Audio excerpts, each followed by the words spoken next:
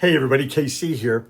So listen, if you've been paying any attention to Morning News Beat over the years, you won't be surprised to know that I want to kind of weigh in on the announcement last week that the Late Show with Stephen Colbert has been canceled as of May of next year. And listen, for those of you who may not have been paying attention, CBS announced last week that it was going to be canceling the Late Show. Basically said it was doing it it's been around for over 3 decades, started with David Letterman, obviously, but they're going to cancel it for financial reasons. They said there were no politics involved.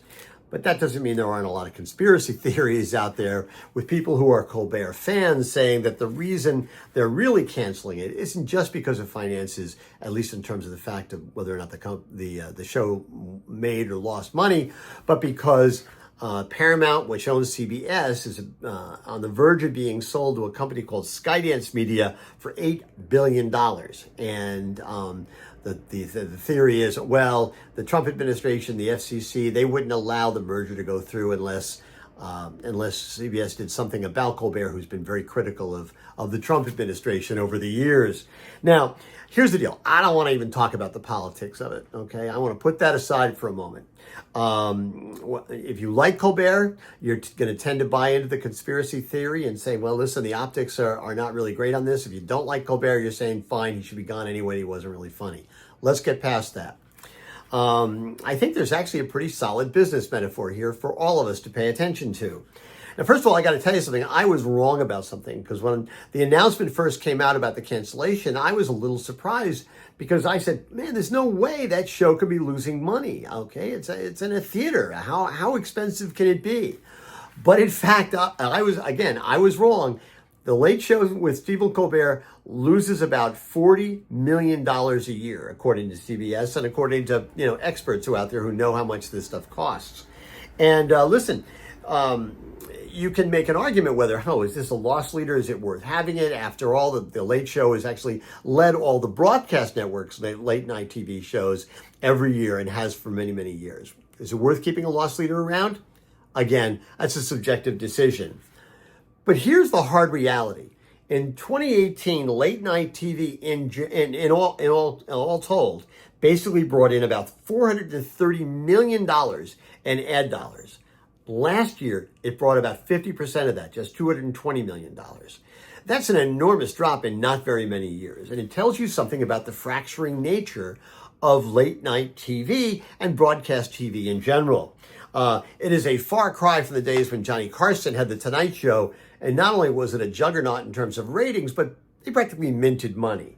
That's not the case anymore. There's just way, way too much competition. So much competition that it has siphoned a lot of the ad dollars away from traditional late night television. Here's a really interesting number. Broadcast television, just during this last month, basically earned 18.5% of all time spent watching TV.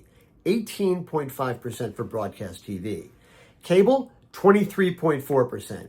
Streaming, 46%. And streaming includes Netflix, which had about 8.3%, and go figure, YouTube, which dominates all the streaming with 12.8%.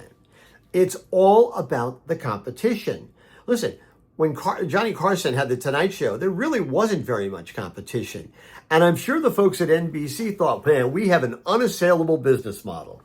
But that simply isn't true.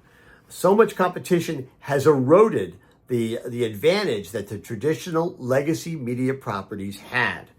Conan O'Brien is an interesting story because basically, he was in late night television, basically got fired from The Tonight Show, and he reinvented himself. He made himself relevant, especially to younger audiences, by engaging with cable, by engaging with digital, by engaging with streaming in a different kind of way. And he's more relevant than ever. Listen, again, put the politics of Stephen Colbert and The Late Show aside. Basically, it is an obsolete, or at least increasingly obsolete, business model. Things were going to have to change. Eventually, he was going to have to feel the pinch, okay? And by the way, I'm totally sympathetic about the idea of somebody trying to get you fired. The job I had before this with another website, before I started Morning News Beat, Somebody tried to get me fired. I used to write really negative things about Priceline where they were trying to get into the grocery business. And I thought it was a really, really dumb idea. And in fact, the CEO of Priceline tried to get me fired by calling the guy who was the CEO of the company I was working for. I had kind of three things going for me. First of all, I had a contract, okay, that said they really couldn't, I had complete editorial control. I had editorial freedom, and they couldn't fire me. And the other thing was, I was kind of right, okay, about what I was saying. Witness the fact that Priceline wasn't in the grocery business for very long. But the big thing, I wasn't standing in between the company I work for and an $8 billion acquisition project. So I was kind of lucky. Listen, here's the deal. Stephen Colbert is going to have to reinvent himself. And he's in his early 60s. He's going to have to reinvent himself, not just for a new audience, but for a new media landscape. And this is something that every retailer has to think about, right? The world is changing every day. The landscape, the retail landscape is changing every day. And if retailers don't reinvent themselves because of the increased competition coming from all sorts of different places, some of them that they can see and some of them that they cannot, well, they're going to risk being in an obsolete business model too. I just think we all have to figure out how are we going to change, keep ourselves relevant, how we're going to compete every day. Anyway, that's what's on my mind. And as always, I want to hear what's on your mind.